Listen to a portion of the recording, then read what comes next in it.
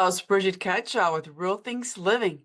Today, my guest is Serena Low. She is an ex-lawyer and a trauma-informed coach who helps quiet achievers thrive.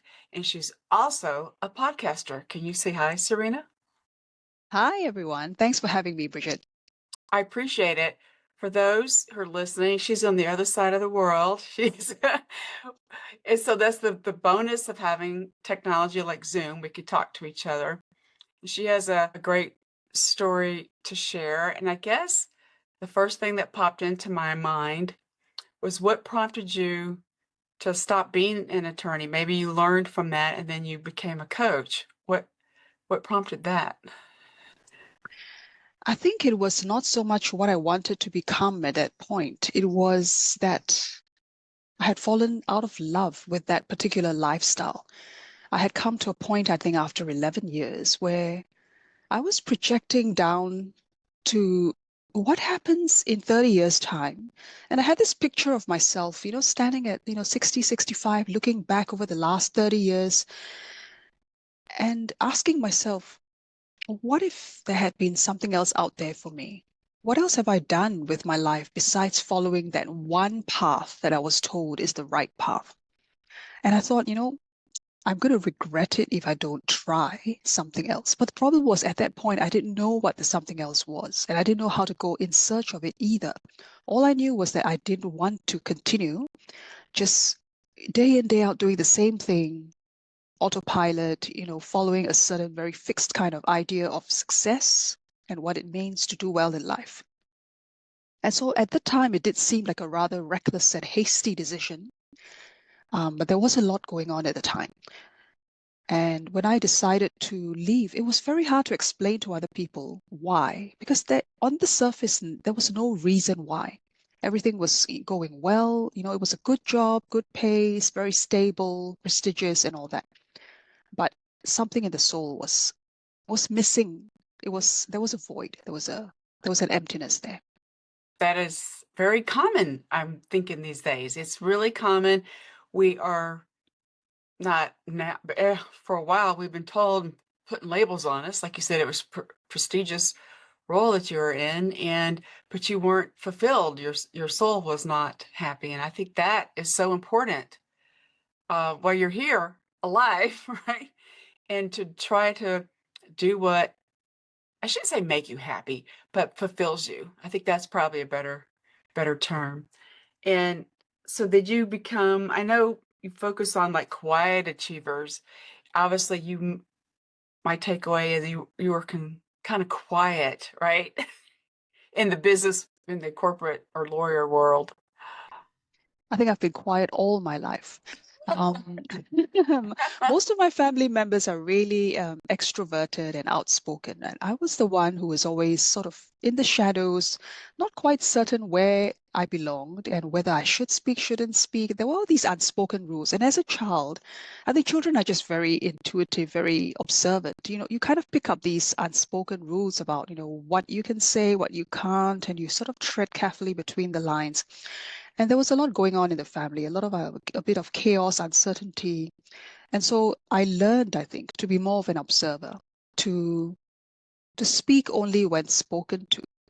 Now that could be a cultural thing as well, because I grew up Singaporean Chinese, and in the culture, there is a lot of submission, obedience, emphasis on respect for elders, and not Right. speaking unless you're spoken to, right? You don't take the initiative. You don't just say something that's on your mind. You have to be very careful with these things. So I think part of that was shaped by, cultural conditioning. But I think innately, I also felt safer just being quiet, being in the background. That's a good point. And it is your upbringing, not just your culture, but just your family. And I think I'm more of an as you're talking, I think I'm like in between. I'm an what's it called when you're extrovert and introvert? I forgot what it's I called. think you're thinking of ambivert. Yeah, I'm an ambivert because I like you, I observed a lot. I think because I'm the second child. So out of the three, and I was observing a lot, trying not to react. right? Um, I'm not saying I was perfect, Serena. Nobody's perfect, but I didn't get in trouble like yours. If I was quiet about a certain thing, Yes. Yes. you didn't want to get in trouble. And I think people expect us to, in a culture, not just your culture, but in cultures everywhere, you need to go, go, go, go, go constantly to be successful. And then that is not good for your health long term, mentally or physically, if you're always on the go. And I'm glad that you are trying to help mostly, my understanding, other women, right? Find what what they can do with their life. So you work in with mostly women that are still in the business world or not? Um, it really depends where they are in their career journey, but usually they are over 35. They have stacked up some experience, in the workplace. They have achieved some successes, but there is something gnawing at them. There is that restlessness. They're looking for their next thing, and they don't know whether that next thing is still in corporate or whether it's something that they should start themselves. And I think what holds them back is because they are quiet, because they are by nature the kind of person that thinks and spends a lot of time analyzing. They see all the what ifs, but more on the negative side of things. They worry that it's not going to go well. If I step out of my comfort zone now, after all these years of putting in the effort, or the studies, the experience I've gained, my CV looks great right now. But if I go and do this new thing, it's very risky. What if it all goes wrong? What if I end up throwing away everything I've accumulated so far? What will people say? What will my parents say? That's true. Um my mother is part French and part Vietnamese, so I kind of understand a little bit of what you're referring to. My understanding is people with the Asian culture, they are more strict with their environment, and I think I get it. It is scary to make a change in your life, especially for working, right? Some people want to retire, and that's another thing that's coming up a lot. Um, I'm at that age, right? Um, what do I do when I retire? People are afraid to retire because even though they have the money, but it's more like, what am I going to do with my being, right? My soul. And I just think from a personal perspective, as we get a little older, like you and we're trying to help people find their path. You mentioned, got to go stay on that right path, but your path is not always set in concrete, right? You can try to use that concrete analogy. You have to pivot. And I think we also, when you do quit a job, you need to have, or, a new role, a plan B. It can't just be, you got to have a backup, right? Am I wrong? That's the that's the rational thinking, Yeah. and that's why I did say that my decision at the time may have seemed a bit reckless and hasty to some because I didn't have a plan B. All I knew was that plan A wasn't working anymore, and I Okay. wanted to move away from it. But at the same time, it's almost like you're standing at the edge of an abyss looking down, and it's like, oh my gosh, it's a long way away or it's a long way across. And I don't know what's on the other side. And I don't know if this is a good idea. Maybe it's going to be the dumbest thing I've ever done in life.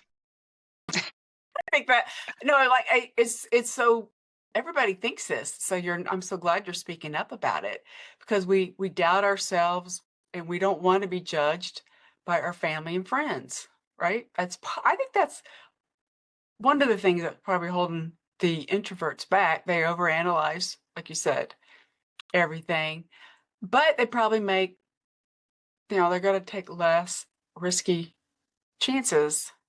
But I think it's okay to take some risk, but you still need a plan B, right? That's Yes, kind of well, how if you that's me. if you don't have a plan B to start with, yes, maybe you can create the plan B as you go. That's true because you don't know how it's happening. You don't know what everything seems chaotic these days across the globe. And so that's kind of why I try to focus, and you're doing that with yourself and your clients, just to focus on what the good is, right? Right. That's kind of, I think that it helps. You got to acknowledge what's in front of you, what's good, what are you grateful for? And life always has, like I meant, just a lot of changes and transitions. And I think that's what scares, especially, I think women, especially if you're a mother raising kids, that is hard. I had a hard time when my sons became men because I think I identified myself for many years as that boy mom, mom of boys. And, but then we appreciate all that. Uh, it's just, we got to enjoy life, right? And All the time. we got to Yes. enjoy, you got to find a way to enjoy it. And I think your purpose is to help others do that, right? And so your coaching is, I'm assuming it's online with It other is people? online. Okay. Yes. That's good. That enables me to serve across time zones too. That's really good because you have a, I think your attorney background is really helpful because you understand stuff I wouldn't understand, right, legally, because some people are afraid to do it because of think of the legal ramifications of doing something. I mean, that's just like when I started my own business, um, I was scared out of just scared to death, but it helped for me to hire someone to set it up for me, help me set it up to make sure, even though I have a business degree, is the legal aspect is not something I have a background in. So, I mean, that's just something that I you got to acknowledge what you need help with, right? How's that? I agree with you. There are many areas that I need help with, and I'm getting much better at saying I need help with this. Whereas Yes, previously, I would have tried to understand everything myself. I even tried editing, podcast episodes myself. I tried tweaking my website myself, just creating episode artwork myself, just so that I can feel competent and I can see, okay, I know how to do this thing. But at some point, you really have to focus on, what's in my genius zone, and should I really be using my time to do this, or can someone else help with this who is and that's that in their genius zone, and they would really love doing it. that's true. That's a good point. You got to ask for help. And I try to learn new things, but then if I don't enjoy it, I'll have someone. That's kind of how, to me, I have to like it. I do try different things, especially around business, but the tech aspect of our lives are changing a lot. And so it's probably, I think you're probably the similar age group as me, right? We're in that bridge. I think we talked previously, I think we're in that bridge from doing things by hand and then having all this tech, right? Whereas like my mother, she does not, she's a very intelligent woman, but she didn't have tech, right? And that's why I think, I don't know, it's just challenging. And the downside of all this tech, the younger people don't know how to do things with their hands. That's, you know what I'm saying? Like write with a pen and pencil. Um, that's just, it's just so unique. And that's why I have my son help me on tech stuff. I know enough to be dangerous, Serena. That's why I don't want to try to figure things out because I could mess it worse. Just like you're having someone help you with your editing. I have someone help me with my website. I I just can't, I don't understand it enough. And it just takes up too much time, right? And it could be Yes, frustrating as well. And that doesn't help your attitude in the day. If you that's right. And time is so valuable, time and energy as we get older. I need to honor that. I need to protect that and make oh sure I'm that really using it well. you got to be wise about it. And I think I'm guilty of when I was younger, I multitasked too much.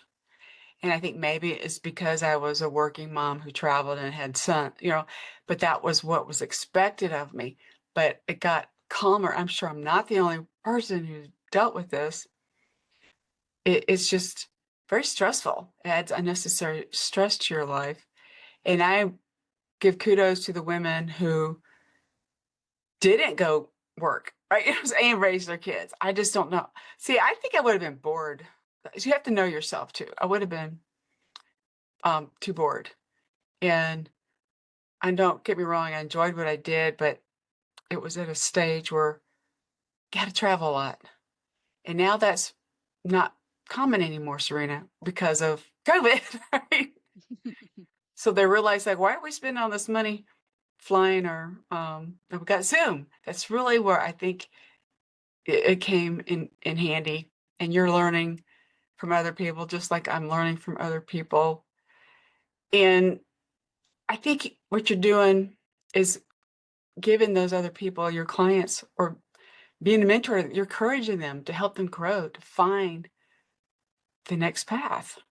And what is one or two questions that you ask them to make sure they're a good fit for you to work with them because they're taking your time too, right? How's that? That's true. Usually when they've found their way to me, it's either through my podcast, the Quiet Warrior podcast, or because I'm active on LinkedIn and they've seen some of my posts and they resonate with them, or also because I host a meetup community for introverts here where I live in Melbourne. And I think what's unique perhaps about that is having that safe space that just says, if you're introverted, if you see yourself as a quiet achiever, you're that kind of person and you don't want to change that, you are grateful for that, you're happy where you are, but also you know that you are capable of doing a little bit more because there's something else that you need to step up to. And that's where the warrior part comes in. And I I think like that's that. that peace that draws people out because they realize I've been labeling or allowing other people to label me as a quiet achiever. And that means I'm always on the fringes of things. I'm not actually in the arena doing things, but I'm now ready to do that. How do I do that? It's uncomfortable. I'm afraid to take that first step. So there is that a little bit of that anxiety, that performance, that nervousness of showing up, of being seen, being heard. And also the expectation, the social expectation that you have to act a certain way, you have to speak a certain way, you have to be that loud in order to put yourself out there. So, what I'm inviting them to do is let's look at all the ways that you are showing up. And can we add like 1% to that? Can we do 1% more in addition to what you're currently doing? So you don't have to change yourself. You just need to be more of yourself. Notice where your superpowers are. If you're really good at listening, a lot of people don't listen. People love to talk, but not everybody is good at listening. And introverts are very good at holding space, at that having that empathy, that compassion, helping other people really feel heard. And I think in these chaotic times, that's even more valuable. They're Yeah. also good at taking a step back, observing, and then when they actually decide to say something, everybody's jaw drops because there is so much wisdom and so much depth Right. in what that introvert says because they have thought about it. They don't just talk off the top of their heads. They don't just wing it.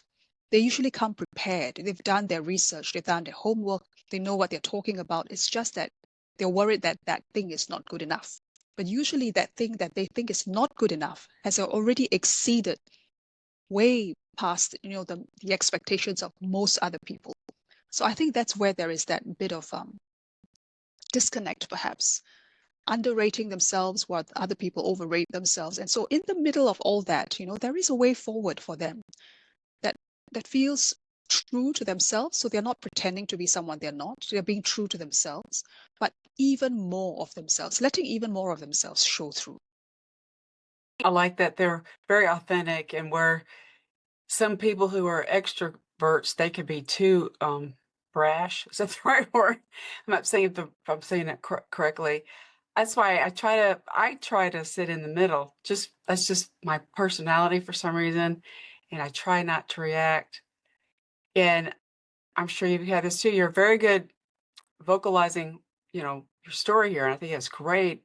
And I'm sure you've been recommended for you to be on stage, and you have your meetups. Do you have everybody like talk to each other up, on stage, or just little tiny groups and settings? Oh, if I put the introverts on stage, they'll be terrified. They'll never come Right. for I'm just another curious meeting. what you're asking them to do. I didn't know. Yes, so I curate the events, the in-person events quite carefully. So usually we do things that allow them to have some social connection, but at their own pace, on their own terms. You see, because there is a mix of people in our introvert community who also identify as neurodivergent, who have social anxiety. And Uh, after COVID, there are also many other layers. You know, there's a lot going on in people's lives that we don't know about. And so I think of all those things, and we go to things like, say, a museum, an art gallery. So there is space for them to take their own time. I'll say, okay, now we go off and do our own thing. We'll meet back at, let's say, in an hour, right? So they have that hour to go and take their time, wander through the gallery, look at the artworks. They might or might not fall into conversation with a fellow introvert along the way, but usually they do it on their own terms, take their time, and then in that way, they warm up, right? They get to feel their own creative cup, looking at whatever is pleasing to the eye for them. And then they come back an hour later and they have something to say. They have something to talk about. That's common. But also, they've given themselves that time to observe other people and to tune in with themselves. And so they are better regulated. They're ready to communicate. And because they know what they are there for. It's not that kind of an open, let's say, traditional networking event where, okay, icebreaker time, go talk to somebody that you right. don't know and ask them 5 things about themselves. And that sort of stuff puts introverts on edge, right? It makes them really anxious. So giving them that time, that space to figure out, okay, now I'm ready to talk. And they may talk to one person, they may not talk to anybody that day, or then maybe even showing up to the event was an act of courage. And so I like to notice and acknowledge all those things because I really don't know where everybody is coming from and where they are in their heads. You're making them feel valued because they do. We all have value. And I can understand. I've gone to networking events and it's kind of like it's awkward even for me sometimes, just because, like you said, there are ask these people these certain questions. I'm like, but why? It has to have a purpose, and you're helping them feel comfortable. That's really what you're doing. And I know some a couple of neurodivergent people, and that's something they just don't know how to act properly. I shouldn't say properly. What was expected in public? I should say that. Sorry. And that is really good that you're doing this and helping people feel seen and feel valued. That is going to help them open up a little bit more, 1% at a time, like you said. That is, I believe, I'm a believer in doing the small steps for changes. That is easier to stick with than these massive transitions.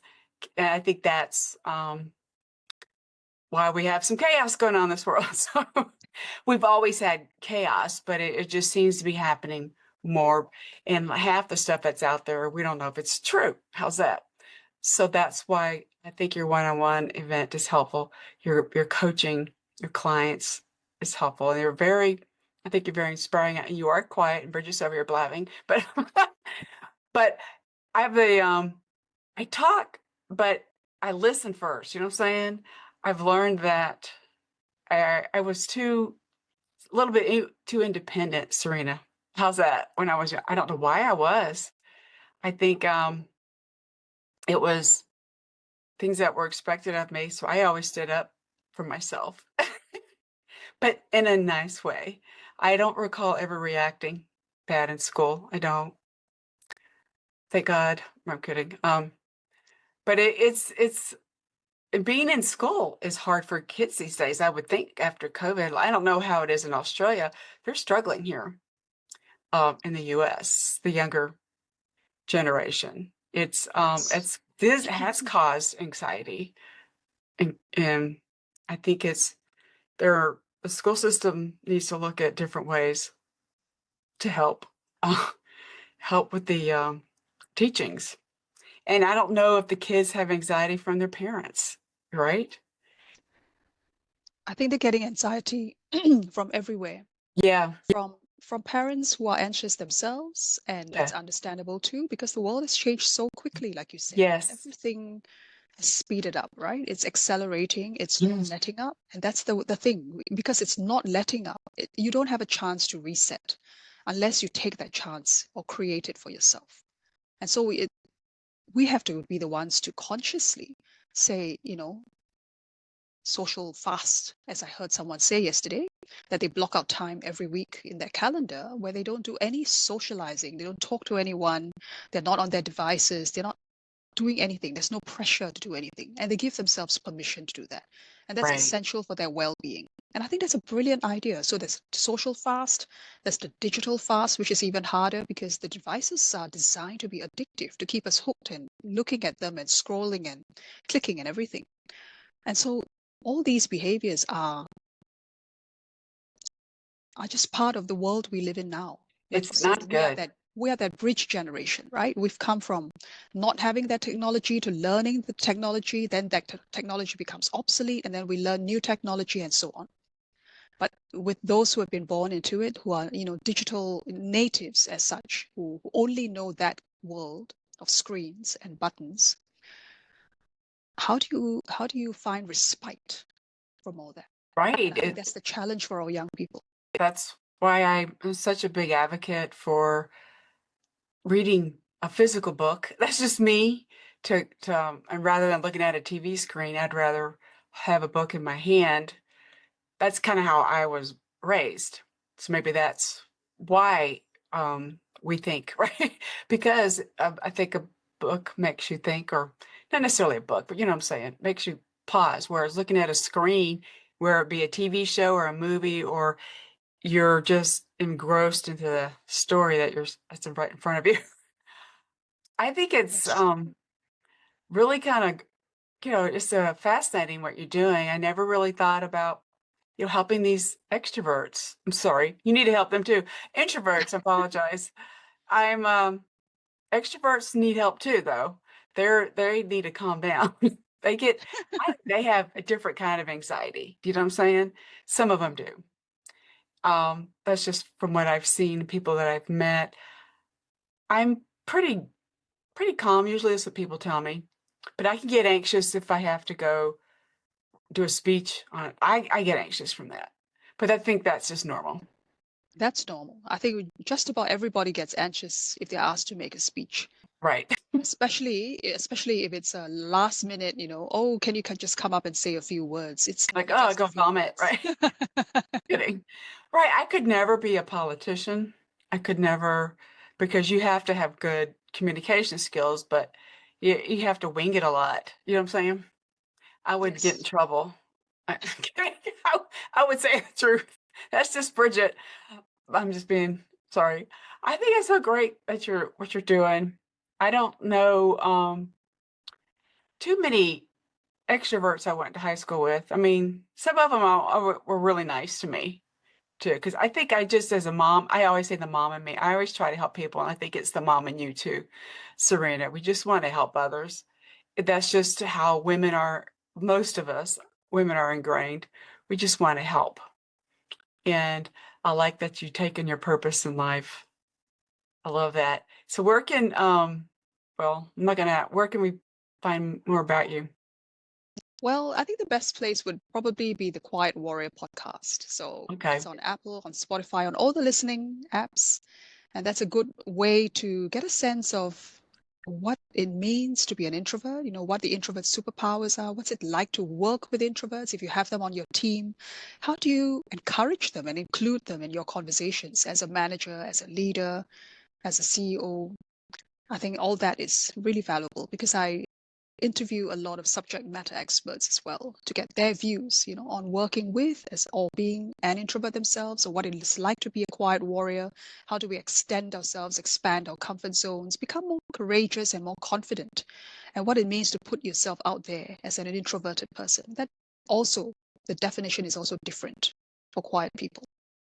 I think introverts, my understanding, they make great leaders too, because to me, a leader is you're doing, right? You're not just saying. Did I, Exactly.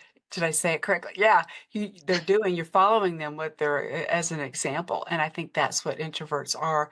And I have respect for that, what they're doing, and they think they don't react, but then sometimes they think too much, and that's what you're trying to help them get Yes, unstuck at all that. I exactly. think this is so cool, Serena, and I appreciate your time. And then you're on LinkedIn and you have, I'm also on LinkedIn. I'm very okay, active there. okay. And for those that are listening, I'll include the link that she mentioned in the description.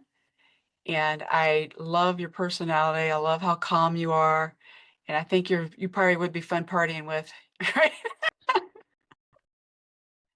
Yes, just two of us in a corner having a lovely one-on-one conversation and ignoring what's going on around us. And I mean, I agree with you. That's the best kind of way to party. I should say party, but enjoy yourself is to have a one-on-one conversation. That's the best because if you're and too many people around, you can't understand what's going on because there's too many voices, right? It's better to have one-on-ones, especially like this. And I'm glad we connected, Serena. Yes, thank you so much for having me on your show. I really Thank, appreciate it. thanks again, and thanks for listening, everybody. Have a great day.